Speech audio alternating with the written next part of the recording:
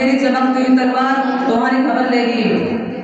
بے ساختہ مرد مظاہر کی زبان سے الفاظ نکلتے ہیں کہ یار یہ کیا بک رہا ہے، کل سے گورا انگریز جو ہی سر گھماتا ہے قاسم ناموت کی تلوار بجلی کی طرح چمکتی ہے اور اس کو زمین پر تڑپا دیتی ہے۔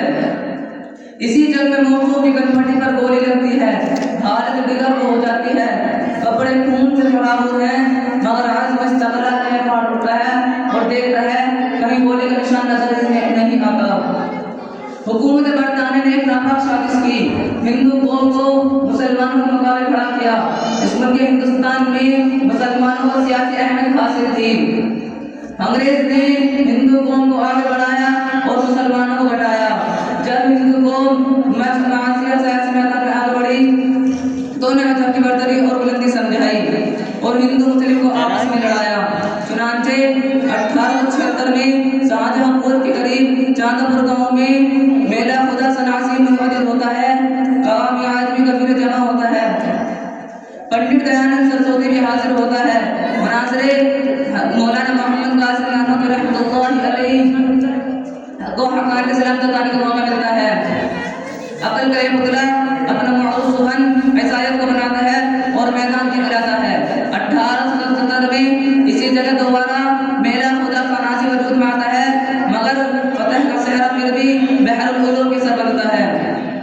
دوستو، پنڈت دیانند نے اپنا مسکن روڑکی کو بناتے ہوئے اہل اسلام سے چھیڑچھاڑ شروع کی۔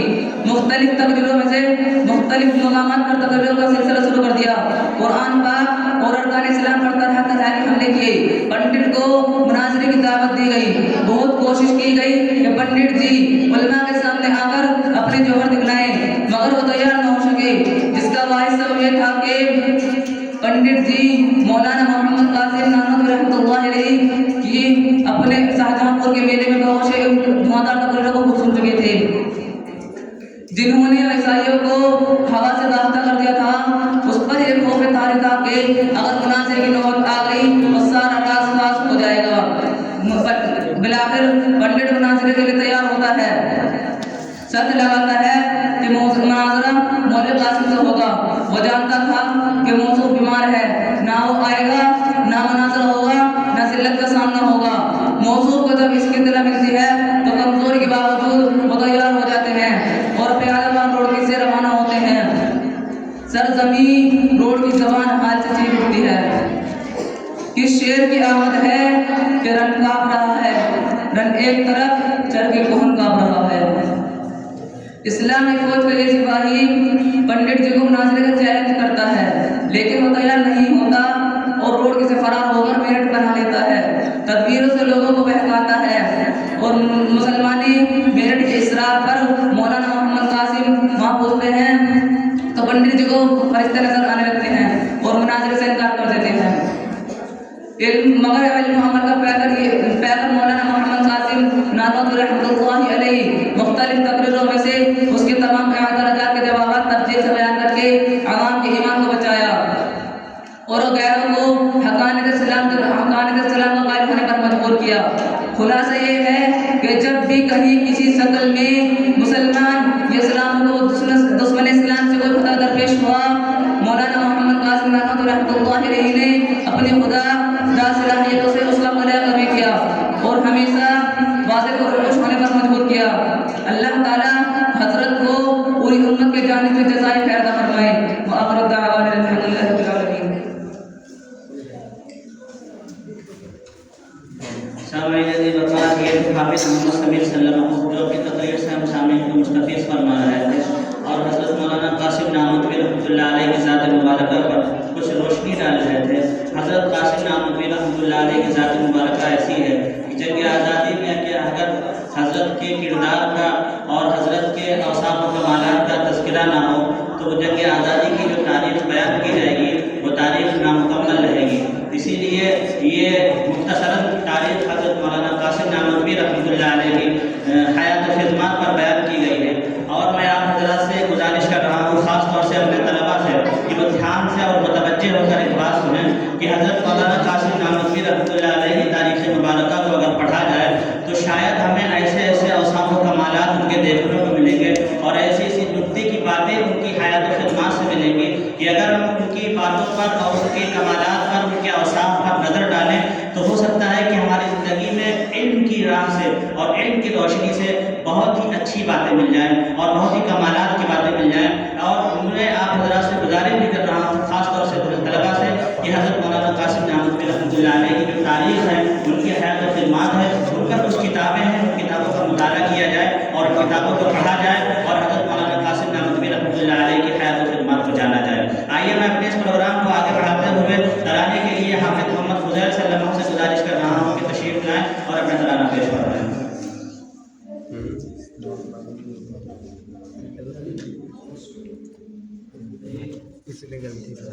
کوئی بات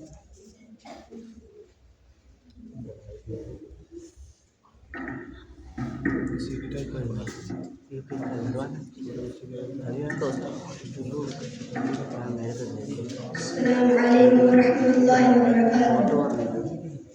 آپ حضرات کے سامنے میں ایک چھوٹا سا ترانہ پیش کرنا چاہتا ہوں. وہ مسلمان ہے، وہ مسلمان ہے، وہ مسلمان ہے، وہ مسلمان ہے، وہ مسلمان ہے، وہ مسلمان ہے، وہ مسلمان ہے، وہ مسلمان ہے. اے وطن جو تیری روح اور جان ہے، جس کو خاک وطن پر بڑا مان ہے. حریت کی لڑائی شروع جس نے کی، شیر میں سور ہے، ٹیپو سلطان ہے.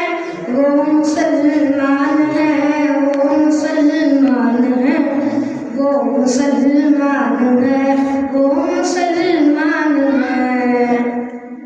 اے وطن جو تیری روح اور جان ہے، جس کو خاک وطن پر بڑا مان ہے. حریت کی لڑائی شروع جس نے کی، شیر میں سور ہے، ٹیپو سلطان ہے. وہ مسلمان ہے، وہ مسلمان ہے، وہ مسلمان ہے، وہ مسلمان ہے.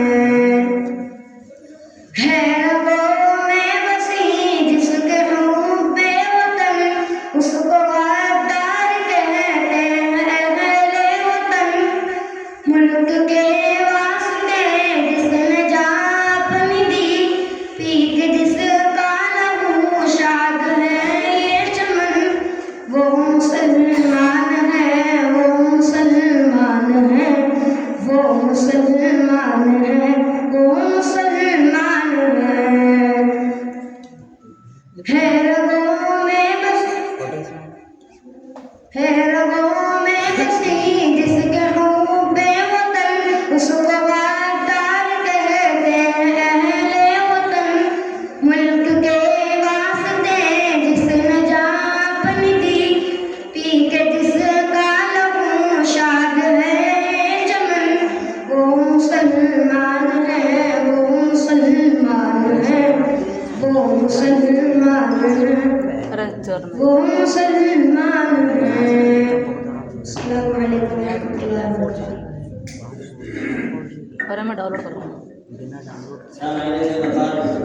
آئیے میں اپنے اس پروگرام کو آگے بڑھاتے ہوئے اپنے اس پروگرام کی آخری کڑی، جو اس پروگرام سے تھوڑا ہٹ کر ہے، تھوڑا جی چاہا کہ اس ٹائم کچھ حضرات جمع ہو جاتے ہیں اور کچھ باتیں سننے کو آ جاتی ہیں، تو اسی سلسلے سے، اسی تعلق سے، قرآن کریم کے تعلق سے کچھ باتیں آپ کے سامنے آ جائیں جو چھپے جبری سے موضوع سے ہٹ کر پڑی ہے، لیکن ایک من اور ایک جی چاہا تو بچوں کے لیے کچھ تیار کیا ہے.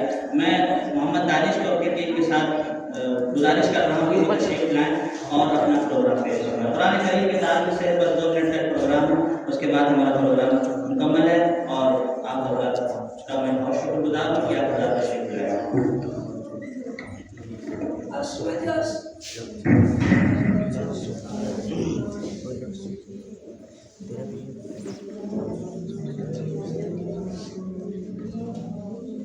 السلام علیکم ورحمۃ रहमतुल्लाहि व बरकातुहू।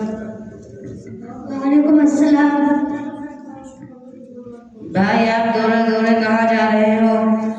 भाई मेरे मदरसे में 26 जनवरी का प्रोग्राम हो रहा है, मैं वहीं जा रहा हूँ। भाई आप चेहरे से तालिब इल्म मालूम होते हैं। जी भाई, मैं मदरसे का तालिब इल्म हूँ। भाई आप किस मदरसे में तालीम हासिल करते हैं? जी भाई, मैं मदरसा जामिया दारुल उलूम मसहद सुबह में तालीम हासिल करता हूँ। जी भाई, मैं इस मदरसे के बारे में जानता हूँ। अच्छा, मैं कुरान के मुताल्लिक कुछ आपसे सवालात कर सकता हूँ? जी भाई जरूर। अच्छा, ये बताएं कि कुरान मजीद में हुज़ूर सल्लल्लाहु अलैहि वसल्लम को इस मुबारक कितनी मरतबा आया है? कुरान मजीद में हुज़ूर सल्लल्लाहु अलैहि वसल्लम का इस मुबारक 4 जगह आया हुआ है। नंबर 1 सूरह आले इमरान आयत नंबर 144, नंबर 2 सूरह अहज़ाब आयत नंबर 40, नंबर 3 सूरह मुहम्मद आयत नंबर 2, नंबर 4 सूरह फतह आयत नंबर 29 और एक जगह अहमद आया हुआ है सूरह सब आयत नंबर 6। कुरान मजीद में किस नबी का नाम सबसे ज्यादा आया है? कुरान मजीद में हज़रत मूसा अलैहिस्सलाम का नाम सबसे ज़्यादा बार आया हुआ है। कुरान मजीद में अल्लाह ताला ने कुरान मजीद में अल्लाह ताला ने इंजील और जैतून की दरख्त की कसम उठाई है। कुरान मजीद के सबसे पहले हाफिज का नाम बताओ। कुरान मजीद बसूरत वही हज़रत जिब्राइल अमीन रसूलुल्लाह सल्लल्लाहु अलैहि वसल्लम के पास लाया करते थे, लिहाजा आप दोनों ही सबसे पहले हाफिज थे। अच्छा भाई, ये बताइए तीसरे पारे में सबसे बड़ी सूरत कौन सी है? तीसरे पारे में सबसे बड़ी सूरत सूरह नाज़िआत है। कुरान मजीद में सबसे बड़ी आयत कौन सी है? पारे 3 रुकू नंबर 7 आयत नंबर 282। अच्छा भाई, ये बताइए कुरान मजीद सबसे पहले कहाँ नाजिल हुआ? कुरान मजीद सबसे पहले गार हिरा में नाजिल हुआ। कुरान मजीद के सबसे पहले कातिब का क्या नाम है? कुरान मजीद के सबसे पहले कातिब का नाम खालिद बिन ज़ैद रज़ियल्लाहु ताला अन्हु है। कुरान मजीद में सबसे पहली सूरत कौन सी आई है? कुरान मजीद में सबसे पहले सूरत मुकम्मल सूरह फातिहा नाज़िल हुई। कुरान मजीद में आखिरी मुकम्मल सूरत कौन सी आई है? कुरान मजीद में सबसे आखिरी सूरत मुकम्मल सूरह नस्र नाज़िल हुई। अच्छा भाई, आपने मेरे सारे सवालों के जवाब दिए। इसी बात पे मिलते रहेंगे इंशाअल्लाह। अस्सलामु अलैकुम।